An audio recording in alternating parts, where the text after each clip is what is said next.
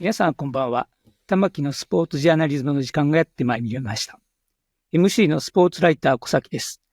このチャンネルはスポーツ文化評論家玉木正幸が送る既存メディアとは異なる視点でスポーツの真の問題を取り上げ考える番組です。コメンテーターの玉木正幸さんです。よろしくお願いします。はい、よろしくお願いします。はい。今日もゲストは山本敦さんです。成城大学の教授です。社会イノベーション学部教授ですね。私も成城大学で、山本先生に呼ばれて、教壇に立たせていただきました。どうもありがとうございました。ありがとうございました。久しぶりに若い、学生たちと喋って、その時山本さんに言われてびっくりしたのが、私が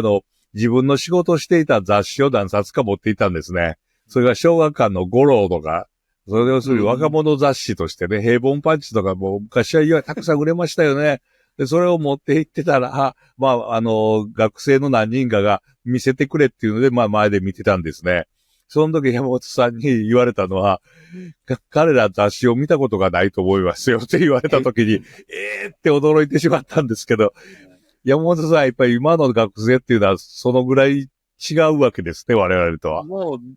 雑誌も新聞も、要するに紙媒体っていうのは、今の若者たちからはすごい遠い存在ですね。うん。そう、紙媒体、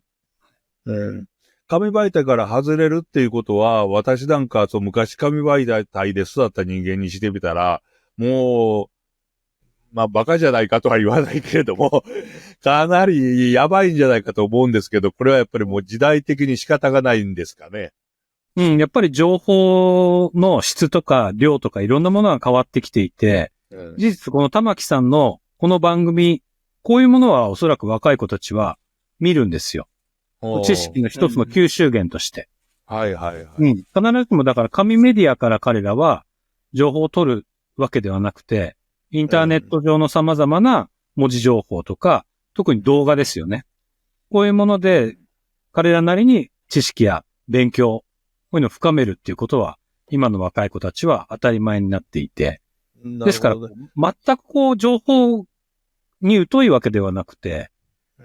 自分の好きな情報はうまく動画とかから撮ってますよね。ただ、僕らなんかにしてみたら、昔の、例えば、マクルーハンのね、ホットメディアとクールメディアっていうものが頭にあったりして、それこそナチスのヒトラーはラジオで世界を動かしたけれども、テレビは世界を動かさないと。テレビはその操作線が走っている中で、見てそこで完結して終わってしまうというふうに考えたら、SNS とかコンピューターでの情報っていうのは、どうなんですかね、クールメディアの方に入ってしまって。明らかにでも、今世界のメディアはインターネット中心だし、もちろんアメリカの大統領も、ね、SNS で誕生していく時代ですから。はい。いや、そういう意味ではやっぱり、結構ホットなんだ。そうですよ。はい。紙媒体で動いてきた私としては、山本さんのこの本で、ポストスポーツの時代というので、もう非常にショックを受けまして、一体これから先のスポーツはどうなるんだろうというふうに考えてしまったんですが、そこで今日はそういう話をお伺いしたいんですけれども、例えば今一番、なんて言いますかね、近くにある未来のスポーツとしては何があるかというと、e スポーツをやっぱり取り上げないといけないと思うんですね。で、私は e スポーツ自体が、身体性のなさから、スポーツとして取り上げるのは良くないんじゃないかという立場に立っていたんですけれども、最近は身体障害者であるとか、いろんな人が、e スポーツ関係の、要するにテクノロジーの入ったスポーツにどんどん入ってきて、かなり価値があるんじゃないか。これ、東京スポーツのこの記事がわかりますでしょうか。ユニバーサル野球を楽しんでいる重症心身障害者の人たちなんですね。これ大きな横浜球場のゲームを作って、要するにベッドから起き上がることもできないような重症心身障害者の人が口で空気を送ることによってバットを動かして、そのバットで打ったボールが、どっかの穴に入って、ヒットだとか二塁だとか、それこそ野球盤私みたいなものです。野球盤、その通り、それの大きな野球盤を、それで観客席も作って、みんなで応援してやって盛り上がってると。これはなかなか素晴らしいなと思いまして、実は、これ、ある賞のですね、アワードの、私審査員やってる時に、これを評価して1位にした、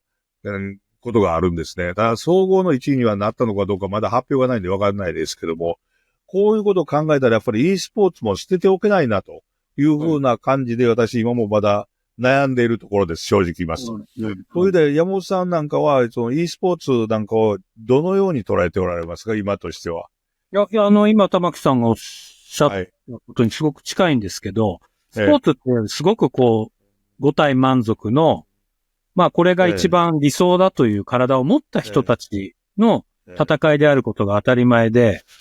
で、何か障害を持っていたりとかすると、なんていうのかな、その戦いの場所に出ていくことができない。ゲームに参加できない。それがまあ当たり前だったわけですけど、だからこそパラスポーツみたいなものもできてきてるわけですけど、そういう意味ではすごくもう万人がどんな形であれテクノロジーの力を借りて、スポーツ的な喜びに触れることができるという意味では、e スポーツがとても魅力的だと思いますね。しかも、男性、女性のその体の強さ、も、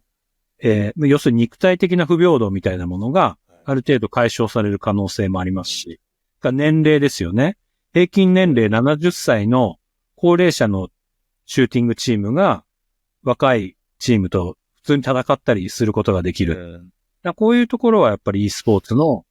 ダイバーシティというか、多様性を持ったこの喜びとか楽しみの再発見というかな、そういうことだと思いますね。それ、私もね、理屈としては非常によくわかるんですけれども、ただもう一方で e スポーツが急にドーンと大きくなって、今賞金総額何十億円というような、大会が開かれたり、それでまたその e スポーツの産業自体がどんどん大きくなってきてる。そこで e スポーツを戦っている人たちが、カチャカチャカチャちょっとやってるのを見ると、これはちょっとまずいんじゃないのって感覚的に思うんですけど、その感覚的に思うというのは、将来的に淘汰されてなくなるもんなんですかね。いや、これはこれで新しい競争の世界が生まれていて、万人に開かれていく、要するに肉体の不平等を超えていくスポーツも、また狭くなっていくんですよ。だから結局は10代とか20代前半のすごく神経が研ぎ澄まされている若い世代じゃないとトップ e スポーツ選手になれないっていうような競争が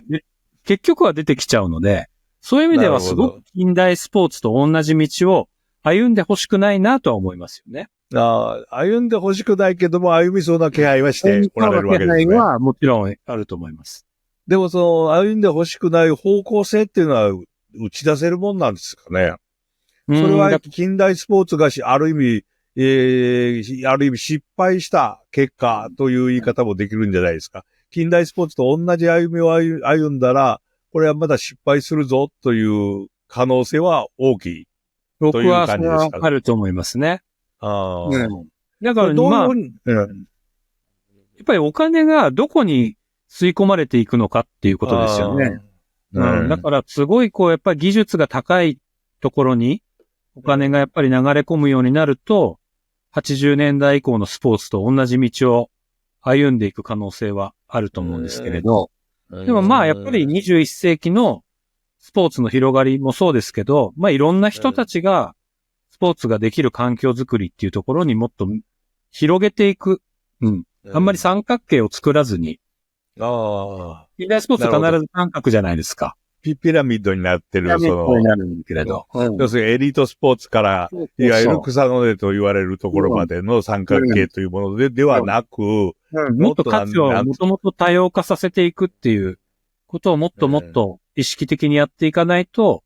結局 e スポーツもスポーツ的な競争世界の中にあっという間に飲み込まれるし、飲み込ませていく力は結局資本の力ですから。なるほどね。私つい最近ね、NHK スペシャルで、J-POP と、それと、ボーカロイドの番組を見たんですけど、これものすごく面白かったのは、ボーカロイド、要するに初音ミクなんかの世界ですね。その初音ミクなんかを利用して音楽をどんどん作っていってるということによって、世界中の人が喜んでるっていう様子、インドの人であるとか、アメリカの人、イギリスの人なんか、それを NHK スペシャルで見事に捉えていた番組があったんですけれども、参加型っていうのは、なかなか未来があるなという感じがしたんですよ。で、ボーカロイドっていうその初音ミクなんかも、やっぱり e スポーツとよく似たテクノロジーの世界から生まれたもんですよね。これスポーツでもどうなんですかね、そう参加型っていうものと今言われた近代スポーツの間違った方向と、これがせめぎ合いをするんでしょうかね。というのは音楽だ。地理的な条件とか物理的な条件にあんまり制約受けないので、自分は東京に住んでいても、ニューヨークの人とプレイできるし、ロンドンの人とプレイできるし、リオの人とプレイできるしっていう。そういう、なんていうんですかね、その土地的な制約を超えることができるから、そこは e スポーツの魅力の一つだと思いますね、そこはね。なるほどね。それはわかるんですけども、そういうのってマスメディア向きではないですよね。はっきり言うと。中心がなくなっていくわけですから、マスメディア、さっき山本さんが言われたピラミッドを作った方が、その上の方の面白さをマスメディアは伝える。そしてなんか人気があるように見せるということで騒ぐっていうのがマスメディアだとするならば、e スポーツの理想形、未来の理想形を考えたら、マスメディア向きではない方向の方がいいという言い方ができるんですかね。で、国境の中に閉ざされてないっていうところもいいところだし、それからマスメディアのように中央集権的に、なんていうのかな、パワーを持つっていうこともなかなかできないだろうし、古い言葉ですけど、リゾーム的っていうか、ネットワーク型ですよね、まさにね。無痛のネットワーク。リゾーム的っていうのはポストモダンの一つの用語ですけれども、もう古い言葉ですかね、それ。そうですね。浅田明からね、ブルーズの話ですけど。なるほど。e スポーツということはできないですか。コンピューターの将棋とかが生まれた時に、米長さんっていう方がコンピューターとするときに、すごく面白いことを言われて、要するに、コンピューターと勝負するんだけれど、目の前に人間を置いてほしいと。それも、将棋の有段者を置いてほしいと。おまけに、その将棋指しとして私を、という米長さんのことを尊敬している人を置いてほしいと。そしてコンピューターが言ったものを私に聞こえないようにして、その相手の人間が打ってほしいと。それならコンピューターと対決するよと言って対決されて、全敗されて負けられて、俺は負けたっていう傾向が書かれたのがある意味面白かったんですけど、その時目の前に肉体を置きたいっていう、これはどうなんですか？古い人間だから言った言葉なんでしょうか？普遍的に言えることなんでしょうか？e スポーツもね、イメージ上の肉体っていうのはやっぱり存在しているので、結局肉体を交差しているかのような仮想現実があるわけですよね。戦っている時なんかパンチを出したりとか、キックを出したりする時にはありますね。だからそういう身体を持っているっていうことは、物理的ではないかもしれないけど、身体的なものは失われない状態で続いていくとは思いますよね。で、それがないと多分成立しないんだと思いますよ。でもそれは一応アバターとして身体ではないんですよね。米長さんの言われたその目の前に、かつての将棋と全く同じように、本物の、要するに、息をしている空気が、聞こえるようなものが欲しいっていう意味だと思うんですよね。それは、なんとか、スポーツの基本として存在するのか、もうこれから先はなくなっていくのか？いや、あれですよね、VR 空間みたいなもので、はい。なんていうんですか、埋没していくっていうテクノロジーが出来上がっているので、本当に目の前に人がいる、おそらく息遣いも感じるっていうような中で、で、そういう仮想現実がうんできるってことですね。はい。ああ、なるほどね。今 e スポーツのことをお伺いしたんですが、もう一つね、言葉とこれ、どこ行ったかな言葉をサイバスロン。これのサイバスロン。要するに体がほとんども動かない人たちが、その脳波を、キャッチした、テクノロジーによってゲームを楽しめるっていうようなところまであるわけですね。これなんかも、やっぱり未来のスポーツとしては発展していくものと考えられるわけですよね。そう。だから僕らは、スポーツが持ってるイメージをかなり入れ替えなきゃいけない時期だと思うんですよ。だから、もうとてつもないプレーをしてみんなが驚くっていうこともスポーツかもしれないけど、サイバスロンって体が不自由な人たちにとってみれば、些細な日常的なことをやるんですよね。洗濯物を干すとか、はい。缶それをを開ける。競技としてやるっていうのがあるわけですね。はい。そういう意味では、なんていうのかな。今まで僕らがスポーツっていうものすごい技術が集約されたものではない日常的なものまでもが、をスポーツと呼んでみるっていうところが一つサイバースローは面白いのと、あとは、やっぱり脳波とかを、が、マシーンと接続するっていうことですよね。人間が、サイボーグもそうですけれど、人間と機械が融合された状態で、体が不自由な人たちがそのサイボーグを脳波で動かして、日常的な動きを、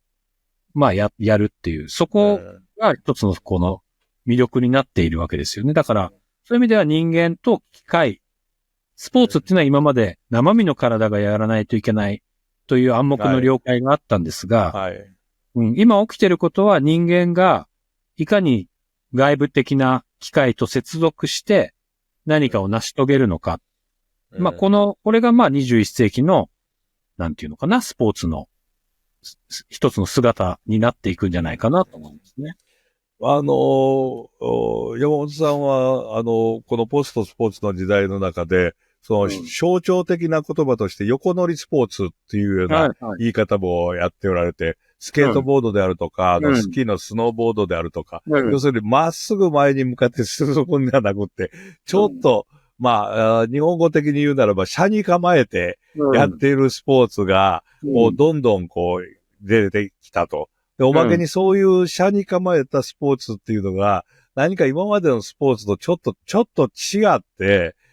それこそ上位形のコーチング制度とかそういうもんでもなければ、その仲間っていうのが、戦っている相手も仲間だというような中で、プレーが始まるっていうような中で変わっていったと。これはスポーツ全体がそういう風に変わるものか、それともやっぱり昔からの、例えば100メートル走であるとか、マラソンが2時間切るだろうかっていうのは、これからもどんどん残っていって、共存していくものになるのか、そのあたりはいかがですかね。近代スポーツの一つの特徴っていうのは、まず人間が主人公としてあって、この人間がエネルギーを作り出して生み出すっていうことがスポーツの始まりなんですけど、スノーボードとかサーフィンとかって、すでに波とか雪とか斜面とかっていう、そのナチュラルな条件に人間が合わせていくわけですよね。だから人間がいつも自分勝手に主人公にエネルギーを作り出す主体ではなくて、人間はむしろ自然と共存していくっていうことに、なんていうかな、魅力を出していく。さあ、スケートボードも街の中とか、オリンピックはちょっとあんまり良くないと思うんですけど、街の中の様々なそのコンクリートの壁であるとかっていうね、そういう条件で人間が何か自然を克服したりするんではなくて、人間がむしろすでにある様々な条件に合わせていくっていうのかな、共存していくっていうことを、ああいう横乗り系のスポーツは主軸にしているので、だから人間が身勝手にこの世界の主人公であるということから、降りていくスポーツだと思うんですよ。やっぱ波はコントロールできないし、はい。やっぱ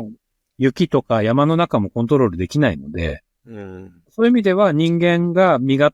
中心主義っていうんですか？うん。そこを降りていく一つの、表現として僕は横乗りスポーツっていうのは新しいことを教えてくれているなっていうふうに思ってます。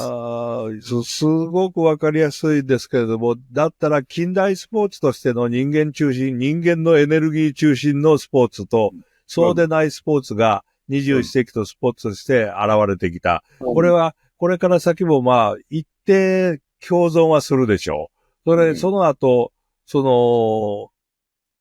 どっちかが勝つっていうことになるんですかね。でもね、近代スポーツも人間中心主義だと考え方は持っているかもしれないけど、はいはい。じゃあ今、マラソン選手たちが履いてるシューズって、